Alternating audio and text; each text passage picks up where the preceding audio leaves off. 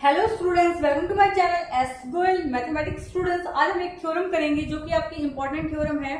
2018 में आई हुई है MSc mathematics, Bikaner university. Okay, every subset of countable set is countable. हमें प्रूफ करना है कि काउंटेबल सेट का जो सबसेट होता है वो भी क्या होता है, काउंटेबल होता है। आपका चैप्टर चल रहा है countability of set, measure theory, MSc mathematics. आपने मेरे चैनल को भी सब्सक्राइब नहीं किया तो सब्सक्राइब कर लें, जिससे मेरे सभी आगे आने वाली वीडियोस की नोटिफिकेशन सबसे पहले आप तक पहुंचे। Okay, let's start.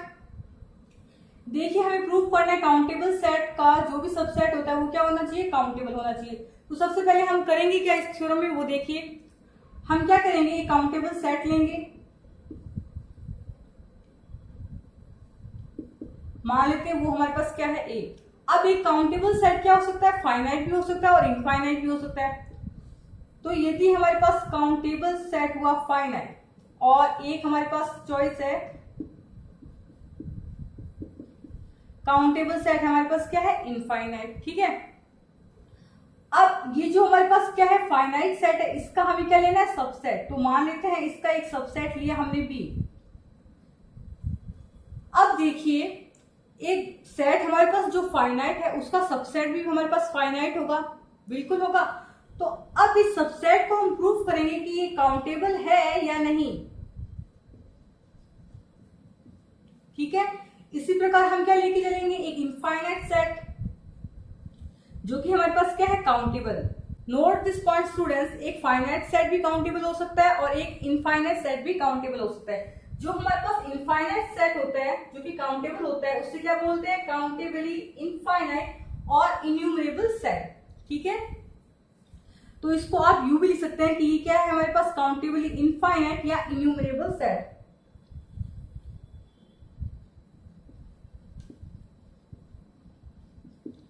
Simple.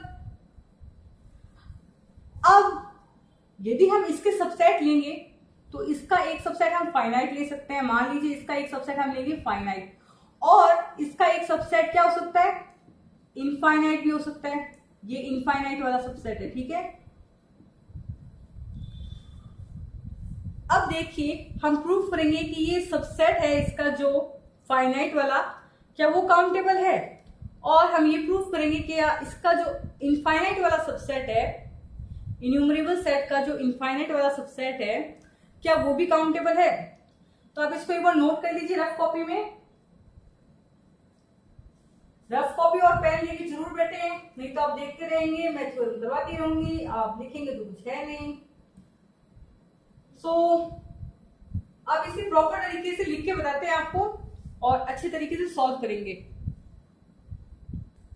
Students, proof देखिए इसका, let A be a countable set. हमने ए को क्या ले लिया, एक काउंटेबल सेट।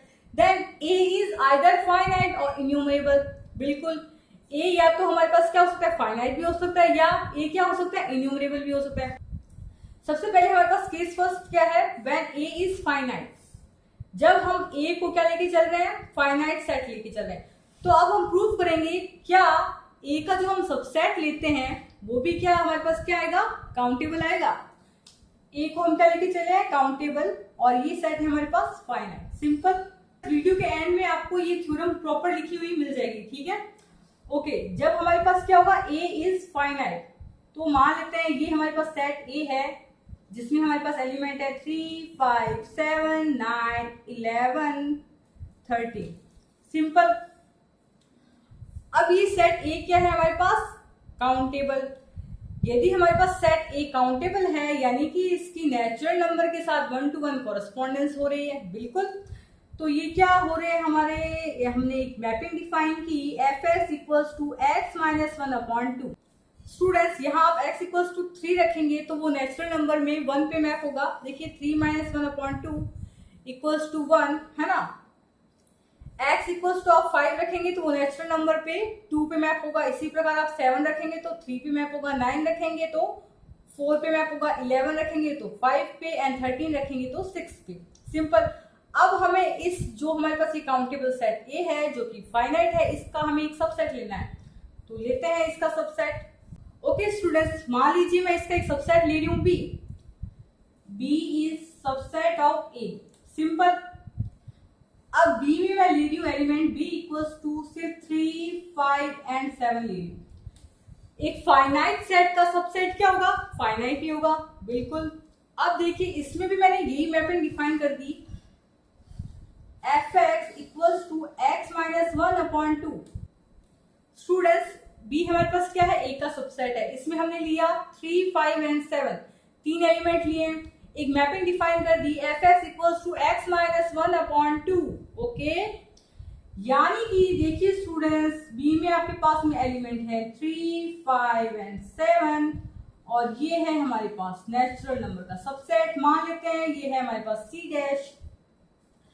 यहाँ 3 मैप होगा यहाँ पर 1 से, 5 मैप होगा 2 से, 7 मैप होगा 3 से।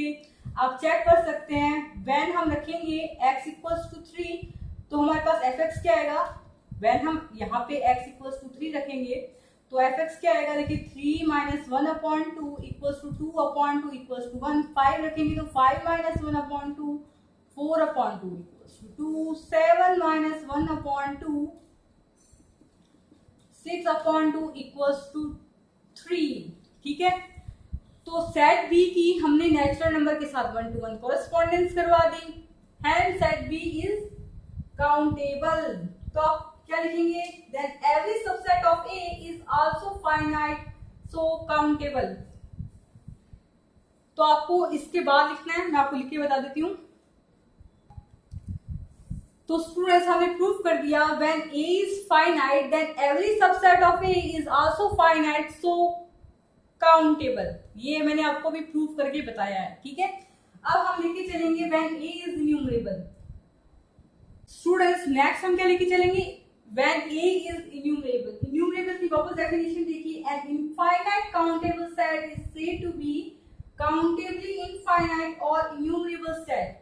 ठीक है, ये क्या है हमारे पास? काउंटेबली इनफाइनाइट सेट है। ओके, यदि हमारे पास एक सेट इन्यूमरेबल है, इन्यूमरेबल को हम काउंटेबल भी बोलते हैं। ठीक है, काउंटेबल है लेकिन वो क्या है? इनफाइनाइट है। इस set is countable if its element can be written in form of a sequence. यदि एक सेट हमारे पास काउंटेबल है तो उसके एलिमेंट को हम क्या लिख सकते हैं? इन फॉर्म ऑफ ए सीक्वेंस। तो हमारे पास क्या है? ए इज इन्यूमरेबल मतलब काउंटेबिलिटी इनफाइनाइट। तो यदि हमारे पास एक काउंटेबल सेट है तो इसके एलिमेंट को मैं लिख सकती हूं सीक्वेंस के रूप में। Then A can be written as a sequence. बिल्कुल, ए के सभी भी जितने भी एलिमेंट, ए में जितने भी एलिमेंट होंगे उनको हम सीक्वेंस के रूप में लिख सकते हैं। Then let A equals to A1, A2, A3, A4 and so on, AN से लेकर and so on। ठीक है, अब इसके दो प्रकार के सबसेट बन सकते हैं, एक तो फाइनाइट, एक इनफाइनाइट। ये इनफाइनाइट सेट है, इसका मैं एक फाइनाइट सबसेट भी ले सकती हूँ और एक इनफाइनाइट सबसेट भी ले सकती हूँ। बिल्कुल, तो सबसे पहले इसका सबसेट ले लेते हैं क्या? फाइनाइट। इनफाइनाइट का मैं आपको बताऊंगी अभी। Let B be subset of A, इसका भी हमने सबसेट क्या लिया है? बी लिया है। If B is empty or finite then result is obvious। मैंने अभी आपको प्रूफ करके बताया था कि एक हम फाइनाइट सेट का क्या लेते हैं? सबसेट लेंगे जो कि खुद फाइनाइट होगा तो उसका नेचुरल नंबर के साथ कोरेस्पोंडेंस हो रहा था। बिल्कुल, अभी मैंने आपको करके बताया था ये हमारे पास फाइनाइट था, उसका सबसेट हमारे पास फाइनाइट था, तो मैंने सबसेट का क्या करवा दिया? नेचुरल नंबर के साथ 1-to-1 कोरेस्पोंडेंस करवा दिया था। ठीक है, तो बाय दिस रिजल्ट हम कह सकते हैं कि यदि हम इसका सबसेट लेंगे जो कि फाइनाइट होगा तो उसकी हम नेचुरल नंबर के साथ 1-to-1 कोरेस्पोंडेंस करवा सकते हैं। तो बाय दिस रिजल्ट जो हमारा इसका फाइनाइट सबसेट होगा वो क्या होगा? बताओ क्या होगा? काउंटेबल होगा, काउंटेबल। ओके, आप इंपॉर्टेंट लेके चलेंगे when b is not equals to 5। अब इसमें मैं आपको एग्जांपल लूंगी सेट ऑफ इंटीजर का। सेट ऑफ इंटीजर हमारे पास क्या होता है? काउंटेबल होता है। तो हम लेके चलेंगे सेट ऑफ इंटीजर को, उसका एक सबसेट लेंगे, उस सबसेट की नेचुरल नंबर के साथ हम 1-to-1 कोरेस्पोंडेंस करवा देंगे और उसमें आपका एग्जांपल काम आएगा जो मैंने आपको फाइनाइट सेट का सबसेट लिया था, बिल्कुल वैसा वैसा एग्जांपल काम आएगा। Okay, let's start. तो आप ये नोट कर लीजिए और आगे लिखिए, सपोज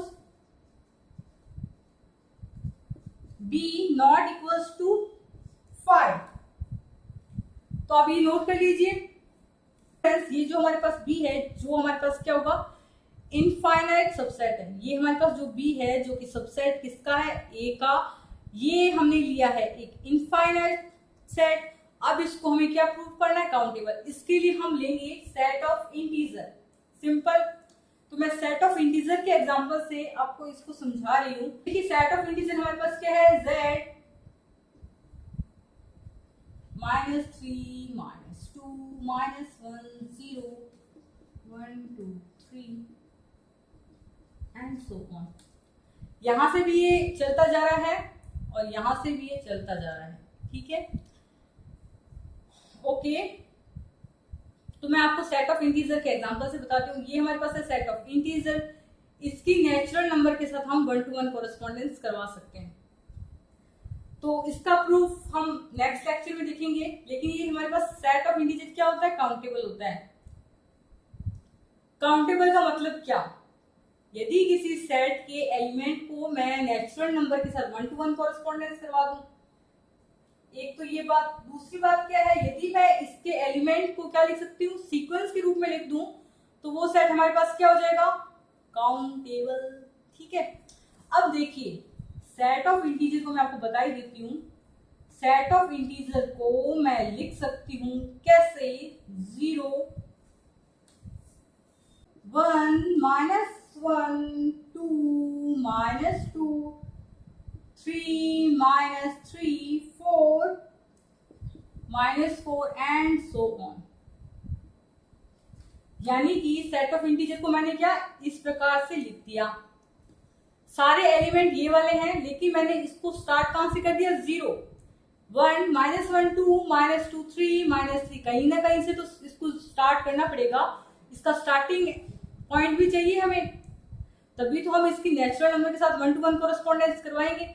अब इसमें हमें क्या पता नहीं चला कि भाई स्टार्टिंग पॉइंट कहां से है, तो इसको हमने इस प्रकार से सेट कर दिया कि नेचुरल नंबर के साथ क्या कर दे, 1 to 1 कोरेस्पॉन्डेंस करवा दे। तो ये नेचुरल नंबर के साथ क्या करेगा, सेट ऑफ इंटीजर की नेचुरल नंबर के साथ कोरेस्पॉन्डेंस कैसे होगी, यहाँ पे 0 मैप होगा नेचुरल नंबर के 1 से, 1 मैप होगा 2 से, -1 मैप होगा 3 से, 2 मैप होगा 4 से, -2 मैप होगा 5 से, 3 मैप होगा 6 से, ये 7 से, ये 8 से, ये 9 से एंड सो ऑन, ठीक है।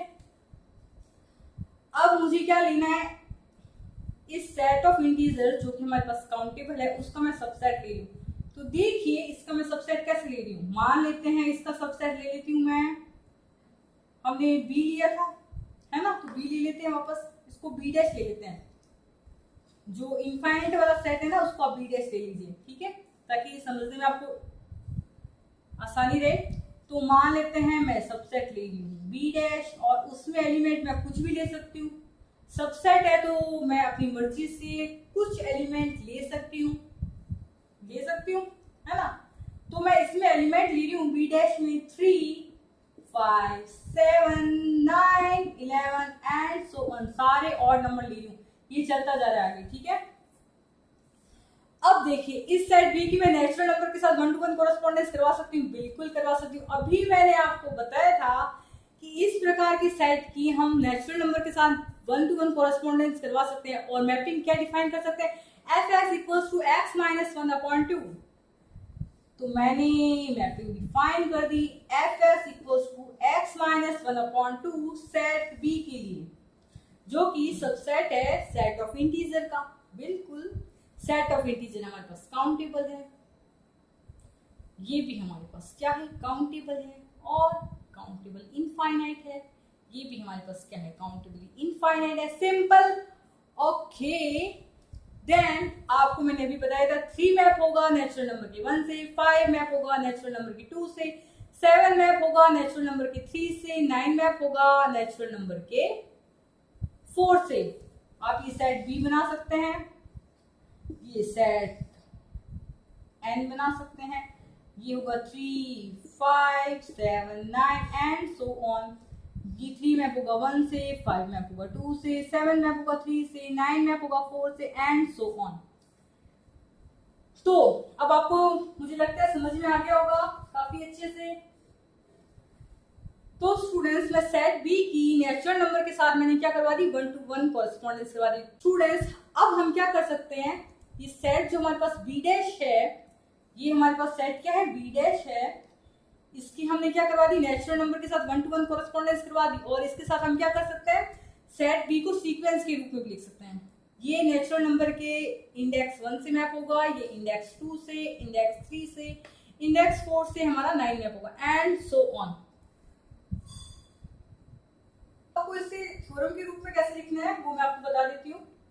स्टूडेंट देखिए, हमने suppose B dash is not equals to 5, B dash हमारे पास क्या था, सबसेट ऑफ ए, और ये हमारे पास क्या है, इनफाइनाइट है। इसको हमें प्रूव करना है कि ये काउंटेबल है या नहीं। तो इसको आप लिखेंगे कैसे, थ्योरम के रूप में। इस स्टेप के बाद यहाँ देखिए, let an1 be the first element in 1। इसमें से हमने एक एलिमेंट लिया an1, जिसको हमने करवा दिया बिलोंग बी डैश से। इसमें जैसे मैंने आपको 3 को बिलोंग करवा दिया था बी से, मैंने सारे ऑड नंबर ले ली थी, सेट ऑफ इंटीजर से मैंने सारे ऑड नंबर ले लिए थे 3, 5, 7, 9 एंड सो ऑन। उसको मैंने सबको बिलोंग करवा दिया था बी डैश से। उसी प्रकार आप लिख सकते हैं an1 belongs to B dash such that an2 be the first element विच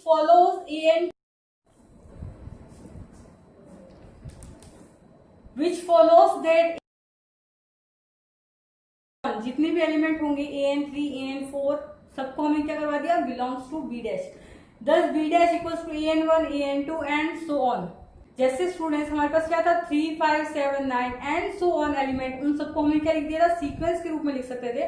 और उनकी मैंने क्या करवा दी थी, 1 to 1 कॉरेस्पॉन्डेंस करवा दी थी विद नेचुरल नंबर के साथ। Okay, thus B dash equals to an1, an2 and so on which is a sequence, hence B is countable. ठीक है, यानी कि बी डैश के एलिमेंट्स को हम सीक्वेंस के रूप में भी लिख सकते हैं। ओके, तो ये हमारी थ्योरम प्रूफ हो चुकी है। Thanks for watching this video by S Goyal mathematics. Video पसंद आए तो लाइक करें, आपको नेक्स्ट किस टॉपिक पे चाहिए उस पर कमेंट करें and subscribe to S Goyal mathematics. Thanks for watching.